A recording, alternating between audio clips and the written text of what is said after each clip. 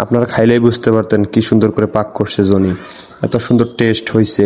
আর সাথে ছিল কাঁচামরিচ, লবণ, পেঁয়াজ, লেবু। ওহ, সেই টেস্ট গরম ভাত দিয়ে। আর বড় ভাই বলতেছে আলুর ভর্তা থাকলে আরো টেস্ট করতো। আসসালামু আলাইকুম। আমরা হাঁসের মাংস দিয়ে আজকে পিকনিক খাবো। অনেকদিন থেকে আমরা হাঁসের মাংস দিয়ে পিকনিক খেতে যাচ্ছি, কিন্তু সময়ের অভাবে, সময়ের ব্যয় করে পিকনিক খাওয়া আর হচ্ছে না।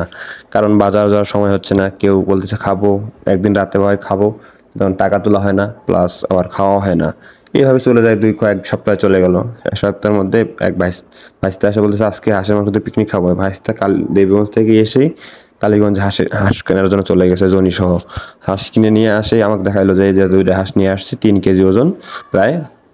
তাই আমি বললাম যে তোমরা জবাই করো, জবাই টবা করে কাটে ভাগ ভাগ করে ফ্রিজে রেখে দেয়। কারণ হাঁসের মাংস যে হাঁসের যে পশম, এই 2টা হাঁস বাঁচতে মোটামুটি সময় লাগবে আমাদের 2 থেকে 3 ঘন্টা।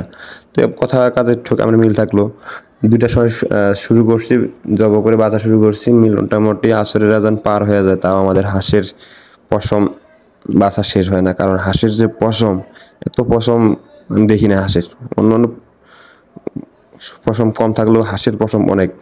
একটা 2টা করে হাঁসের পশম বাঁচতে বাঁচতে বাঁচতে বাঁচতে এই যে একটা এখন বাছা শেষ করলাম, আর একটা কাটতেছে, আর একটা পশম বাঁচতেছে।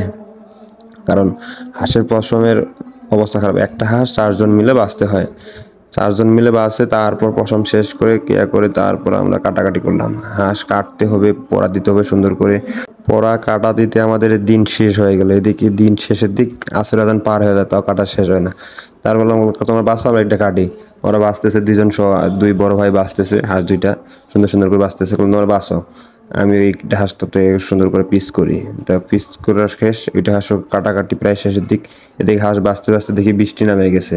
আমরা যেই দিনে যে কোনো পিকনিক খাই না কেন, বৃষ্টিও আল্লাহর রহমত আসবেই।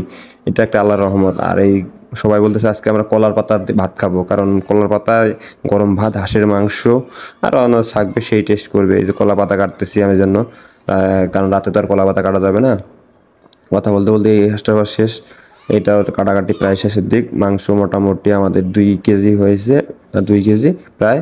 কাটতে কাটতে মানে সব মিলে 3 কেজি ছিল, সব বাসার পেছনে ফেলাই দিয়ে 2 কেজি টিকছে। কাটাকাটি শেষ করে ধুয়ে পাকলে তারপর ফ্রিজে রেখে দিলাম, রাখলে রাতে তাহলে পাক হবে। রাতে তাহলে টাকা টুকা উঠে রাতে পাক শুরু করবো। তা আমাদের পাকুনি হচ্ছে জনি। এই যে আমাদের জনি সাহেব পাক করছে সুন্দর করে, অনেক সুন্দর একটা ঘ্রাণ। আপনারা খাইলেই বুঝতে পারতেন কি সুন্দর করে পাক করছে জনি। এত সুন্দর টেস্ট হয়েছে। আর সাথে ছিল কাঁচামরিচ, লবণ, পেঁয়াজ, লেবু। ওহ, সেই টেস্ট গরম ভাত দিয়ে। আর বড় ভাই বলতেছে আলুর ভর্তা থাকলে আরো টেস্ট করতো। তবে সময় স্বল্পতার জন্য আলু ভর্তাটা করা হয়নি। আমরা এরপর আলু ভর্তা সহ করবো ইনশাল্লাহ। আর আমরা যেবারে পিকনিক করি ওইবারেই আল্লাহর রহমতে বৃষ্টি আসে ইনশাল্লাহ। আমরা আরও সামনে সুন্দর সুন্দর করে পিকনিক করবো, আপনাদের সুন্দর ব্লগ দেওয়ার চেষ্টা করবো ইনশাল্লাহ। আমরা আমাদের জন্য দোয়া করবেন, ভালো থাকবেন, সুস্থ থাকবেন। ভিডিওটা দেখার জন্য আপনাদেরকে সকলকে ধন্যবাদ। ইনশাল্লাহ দেখা হবে নেক্সট এপিসোডে।